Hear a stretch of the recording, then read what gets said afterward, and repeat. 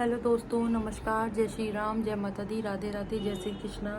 और आज मैं आप लोगों के सामने एक टॉपिक लेकर आई हूँ। टॉपिक ये है, बहुत करंटली बहुत फेमस है। एक बच्ची, एक माइनर, ठीक है, जो नाबालिग थी, तो उसके साथ वो कहीं जा रही थी, तो उसकी माँ ने उसको लिफ्ट लेने के लिए दो लड़कों को रोका। उसके दूर के रिलेटिव्स थे, उसको बाइक में बैठाया और बोला घर छोड़ देना। तो बीच में उन्होंने ऐसी हरकत की जो मानवता को ताड़ ताड़ कर देती है।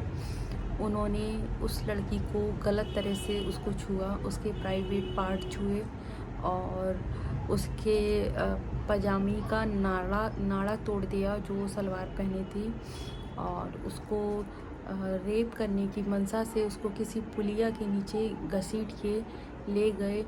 और रेप करने वाले थे उसने बहुत चिल्लाया, शोर मचाया।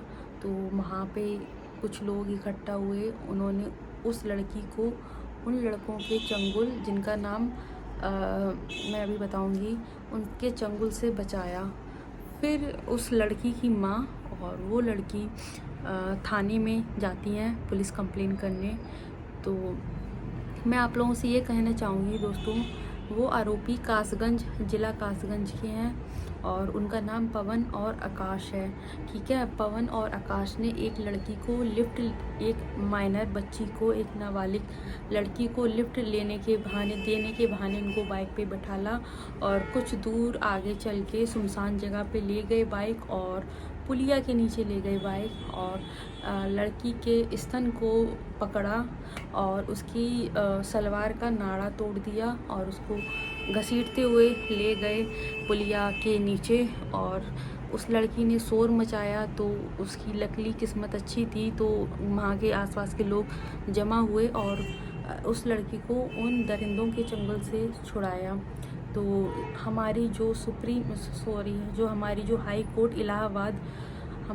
कोर्ट इलाहाबाद का ये फैसला ये आया है। हमारी हाई कोर्ट इलाहाबाद के जो चीफ जस्टिस जी हैं, राम नारायण मिश्रा जी, ठीक है, उन्होंने ये जजमेंट अपना दिया है कि किसी के स्तन पकड़ना, उसका नाड़ा तोड़ देना लड़की का, उसको घसीट के पुलिया के नीचे ले जाना, ये रेप करने वाले संगीन जुर्म में नहीं आता है, क्योंकि उस लड़की ने पॉस्को एक्ट के थ्रू धारा लगाई थी और रेप की भी धारा लगाई थी। तो उन्होंने कहा था ये रेप में नहीं आता है, तो उन्होंने इस याचिका को खारिज कर दिया। तो मैं जज साहब से ये कहना चाहूँगी, मिश्रा जी, क्या लड़की के साथ इतना कुछ हुआ? जो मैंने चीज़ें रिपीट की हैं, बताई हैं, मैं उनको रिपीट नहीं करना चाहूँगी दोबारा, क्योंकि मुझे खुद बोलने में बुरा लग रहा है। तो जिस लड़की के साथ हुआ है उसकी मानसिक दशा क्या ही होगी। तो अब इतना सब कुछ होने के बाद क्या रेप करने का इंतज़ार किया जाए कि रेप हो जाए उसके बाद ही आप रेप की धाराएं लगाएंगे? तो शर्म आनी चाहिए आपको। इतना सब होने के बाद आप अपने बेंच में ये फैसला देते हैं कि लड़की के साथ रेप जैसी कोई वारदात नहीं हुई है, और ये 3-4 चीज़ें होने का मतलब ये नहीं है कि उसके साथ आप रेप ही करने वाले थे। तो ये सब चीज़ें होने के बाद में, पुलिया के नीचे घसीट के ले जाने के बाद में आप बोल रहे हैं कि ऐसा नहीं है कि वो रेप ही करने वाले थे। तो उसका रेप नहीं करने वाले थे तो क्या थे? जज साहब, आप ये बताइए कि उसका रेप हो जाता तो ही आप मानेंगे क्या? ये तो कितनी गलत चीज़ें हैं। बहुत शर्म आनी चाहिए आपको ये जजमेंट देते हुए। और देश की हर युवा लड़की भड़की हुई है, हर युवा इंसान भड़का हुआ है, और बहुत गलत किया आपने, बहुत बहुत बहुत गलत किया आपने। और किसी लड़की के लिए इससे बुरा क्या होगा अगर आप ऐसे फैसले सुनाते रहे तो लड़कियों का जो कानून पे विश्वास है वो टूट जाएगा।